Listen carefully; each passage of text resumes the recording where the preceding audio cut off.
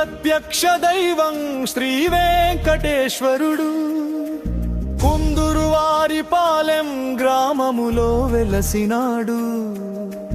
ప్రజల ఇలవేలుపు శ్రీ కళ్యాణ వెంకటేశ్వరుడు కొంగు బంగారమై భక్తుల కోరికలు తీర్చినాడు.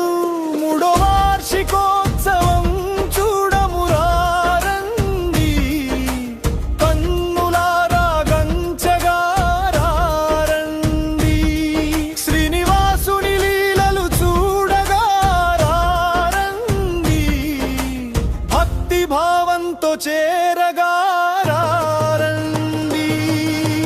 పంచామృత అభిషేకములతో సేవ చేద్దాం, రంగురంగుల పూలమాలతో పూజ చేద్దాం.